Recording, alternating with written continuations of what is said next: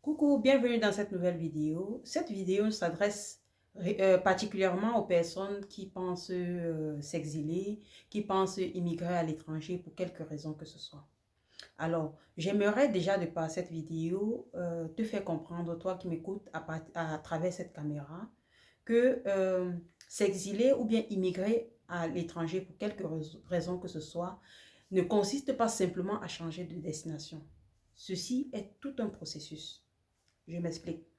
La majorité des personnes qui souhaitent s'exiler à l'étranger ont généralement différentes raisons. Il y en a qui vont pour telle ou telle raison. On va revenir sur les différentes raisons au cours de la vidéo.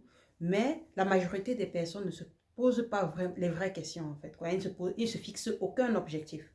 Parce que à partir du moment où ils quittent leur pays d'origine, ils pensent que, ou bien ils supposent qu'ils ont déjà réussi leur challenge. En fait, le plus dur, c'est l'intégration sur place. Alors, les conséquences liées au fait que l'on ne se prépare pas bien, qu'on ne se pose pas de bonnes questions, qu'on ne se fixe aucun objectif avant de quitter son pays d'origine peuvent être les suivantes. On peut faire face à la désillusion. C'est-à-dire, on a quitté son pays d'origine, se disant qu'on trouvera une meilleure vie. Et une fois sur place, on se rend compte que les choses n'évoluent pas à la vitesse à laquelle on s'était préparé en fait, quoi. Ou bien les choses ne bougent même pas du tout. Parce qu'une fois à l'étranger, il faudrait se régulariser pour rester installé, pour y fréquenter, pour y travailler et bien d'autres raisons encore. Alors, parfois, la régularisation peut prendre plus de temps, la gestion de l'administration peut s'étirer sur pas mal de temps. Et comme autre conséquence, on peut tomber dans la précarité. Bien que peut-être pour certains qui auraient mis assez d'argent de côté, ils vont se rendre compte que dans un premier temps, ils peuvent vivre de l'argent ils ont pu mettre de côté. Mais avec le temps, ils vont puiser toujours dans cet argent sans toutefois remplir la calebasse, disons ça comme ça. Et ceci va créer simplement des déficits. Et en fin de compte, ils vont se retrouver ils n'ont plus de sous du tout en fait, quoi. Et tout ceci peut mener à la précarité tant que les objectifs n'ont pas été fixés à la base. Comme autre raison, il peut y avoir le manque de confiance en soi, peu importe l'environnement dans lequel on se trouve.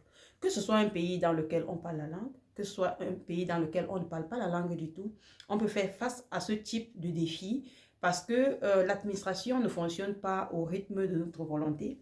Ça prend parfois plus de temps que prévu. Et le simple fait de devoir toujours amener de nouveaux formulaires ou bien être confronté à des réglementations qu'on ne comprend pas du tout, on ne peut pas expliquer ci ou ça, ceci peut vraiment entacher la confiance en soi. Et je ne manquerai pas de mentionner ici que la majorité des personnes qui quittent leur pays d'origine se disent qu'ils auront une vie bien meilleure que celle qu'elles avaient avant et promettent parfois, même parfois ne promettent pas du tout de prendre soin des leurs.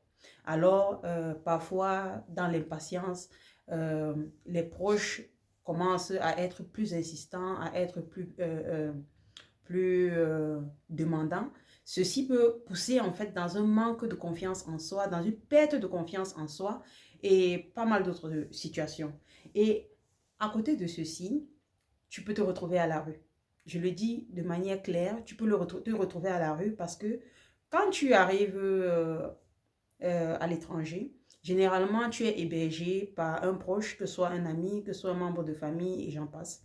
Et une fois sur place, il y a le poids des réalités, il y a des réglementations aussi, en fonction de dans quel espace. Je parle ici de la superficie de l'appartement que la personne occupe. La personne peut avoir l'autorisation de vous garder pour 2 mois, pour 3 mois ou bien pour plusieurs mois. Et ça dépendra aussi de votre capacité à vous adapter à l'environnement dans lequel vous serez. Au cas contraire, vous pouvez facilement vous retrouver à la rue. Donc ça, c'est juste une réalité et ce sont des réalités et des faits que je mentionne simplement dans cette vidéo pour que toi qui m'écoutes en ce moment, tu sois conscient de tous ces phénomènes avant de t'aventurer dans quoi que ce soit. Et dans d'autres circonstances, tu peux te retrouver rapatrié. C'est-à-dire, tu as laissé le confort dans lequel tu vivais parce que tu t'attendais à une bien meilleure vie que celle que tu avais dans le passé. Et tu t'engages avec toutes tes économies d'immigrer à l'étranger. Et une fois sur place, tu puisses dans toutes les économies que tu avais sur place. Je connais pas mal de personnes qui ferment leurs locaux, leurs boutiques et tout le reste, ou bien qui vendent simplement leurs actifs, tout en se disant qu'ils auront une bien meilleure vie. Et une fois sur place, lorsqu'ils ne sont pas régularisés, ils se retrouvent rapatriés simplement et ils doivent repartir de zéro. Alors, je tenais vraiment à aborder déjà ce premier point et je vais simplement chuter sur le second point, les raisons valables qui poussent la majorité de personnes à immigrer à l'étranger. Généralement, beaucoup de personnes, comme moi d'ailleurs, immigrent pour des raisons d'études. Ils décident d'aller contempler le monde, aller étudier ou bien saisir l'opportunité d'étudier à l'étranger. Pour d'autres personnes, ils immigrent pour des raisons professionnelles. D'autres cherchent à immigrer pour trouver une formation sur place, un travail sur place, ou bien d'autres travaillent simplement sur des projets communs avec des organisations et se retrouvent à travailler à l'étranger. Et pour d'autres personnes, c'est simplement un regroupement familial. C'est-à-dire l'époux ou bien l'épouse est à l'étranger et fait une demande de regroupement familial pour regrouper sa famille. Dans d'autres circonstances, il y a la sécurité et la stabilité, comme je le disais plus tôt. Il y a des personnes qui veulent simplement une bien meilleure vie que celle qu'elles avaient autrefois et donc du coup se lancent dans cette aventure. Ce que je vais vous conseiller, ou bien ce que je te conseille, toi qui m'écoutes à travers cette caméra, il faudrait bien se renseigner sur le pays dans lequel on est en train d'immigrer. Je sais que c'est pas facile de le faire, mais quand même, je pense que en cette année, ou bien dans ce siècle 2021, au 21e siècle, bien sûr, je pense que nous avons l'accès au réseau qui nous facilite beaucoup plus la compréhension du monde, la compréhension d'autres cultures. Donc, alors, si tu veux immigrer à l'étranger, il vaudrait mieux pour toi que tu te renseignes sur le mode de vie réel, sur le mode de locomotion. Pour moi, par exemple, une fois que je suis arrivée ici, le pays dans lequel j'ai immigré, moi, j'avais l'habitude de prendre un taxi lorsque je voulais me déplacer dans mon pays d'origine. Et une fois sur place ici, je me suis rendu compte que bon, le taxi, c'était, disons, pour les personnes plus aisées. Et pour les personnes normales, les personnes lambda, il fallait se déplacer avec des transports en commun tels que le bus, le tramway et j'en passe. Alors, il faut se renseigner sur le coût de la vie. Il faudrait déjà savoir, je prends un exemple banal, combien coûte une boîte de lait, combien coûte une mioche de pain. Ceci pourrait vous permettre de savoir à peu près sur quoi vous planez en fait, quoi. Et pour des personnes qui comptent immigrer, que ce soit dans le cadre des études, dans le cadre professionnel et bon, pas forcément dans le regroupement familial parce que bien sûr ils ont déjà un logement. Pour ces autres personnes, il faudrait se renseigner sur combien coûte un loyer.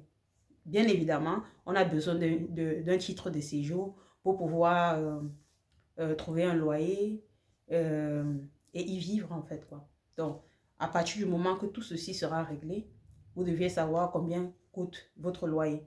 En fonction de ce que vous gagnerez, qu'est-ce que la loi vous autorise à faire, qu'est-ce que la loi ne vous autorise pas à faire. Quelles sont les mentalités et la culture de manière globale de cet environnement. Et comment gérer la solitude dans le pays dans lequel on immigre et le choc culturel.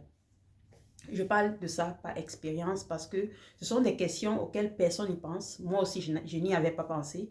Mais je fais cette vidéo vraiment pour sensibiliser, pardon, autant pour moi, les personnes qui comptent immigrer à l'étranger, de prendre ces conseils, en fait, de tenir compte de cela. Et ceci vous permettra quand même d'acquérir assez d'informations pour faciliter votre intégration une fois que vous serez lancé dans votre aventure d'exil. Et je reviens encore au titre de la vidéo, clarifier vos objectifs avant de vous déplacer. Certes, l'on se déplace avec des raisons, on sait exactement pourquoi on immigre à l'étranger ou bien pourquoi on est en train de s'exiler. Mais il faudrait se fixer des objectifs, que ces objectifs soient clairs. Je prends un exemple banal. Pour une personne qui vit dans un pays où on ne parle pas sa langue d'origine, je m'exprime en français parce que c'est ma langue d'origine. Prenons un exemple, j'immigre en Espagne ou bien j'immigre en Chine ou dans un autre pays où on ne parle pas simplement le français. Qu'est-ce que je devrais faire? Je devrais me fixer par exemple l'objectif comme quoi déjà, soit avant de partir ou bien après que je sois parti, d'avoir un certain niveau de langue. C'est-à-dire, je me fixe un objectif dans les 6 prochains mois ou bien dans les 8 prochains mois, que j'ai un niveau B1 en langue. Ça veut dire ce niveau qui me permettra de comprendre déjà les bases de la communication. Même si on est bilingue, il y a certains pays où l'anglais, c'est une langue secondaire en fait, quoi. Par choix, certaines personnes choisissent de ne pas la parler. Et pourtant, si vous vous exprimez en anglais, ils peuvent vous comprendre, mais ils choisissent simplement de parler la langue locale. D'où l'interpellation à se fixer, par exemple, l'objectif de communiquer dans cette langue. Il y a des pays qui sont plus rigides que d'autres pays. Il y a des pays où il y a une ouverture culturelle et dans d'autres pays, il n'y a pas cette ouverture culturelle. Donc, je vous appelle à vous renseigner par rapport à ce type euh, de, de, de, de paramètres, en fait, quoi. Avant d'immigrer dans ces pays, ça va vous faciliter vraiment votre quotidien. Donc, vous pouvez dire, vous fixer comme objectif que dans dans les 1 an à venir, j'aimerais avoir un travail. Dans les 6 prochains mois ou bien dans les 3 années à venir, j'aimerais valider mon examen. Et dans les 8 prochains mois, j'aimerais avoir économisé tel montant et tout, et tout, et tout. Ce sont des exemples parmi tant d'autres. À vous maintenant de voir comment vous pouvez vous fixer vos objectifs. Je tenais simplement à vous présenter les choses de telle sorte que vous puissiez planifier certaines choses, que ce soit sur du court, du moyen et du long terme. Parce que ceci est très important. Ceci ne veut pas dire que vous allez forcément respecter les délais que vous êtes fixés, mais ceci vous donnera la motivation de savoir à quel niveau vous êtes. Donc, je vous remercie pour votre attention. Je vous donne rendez-vous dans la prochaine vidéo.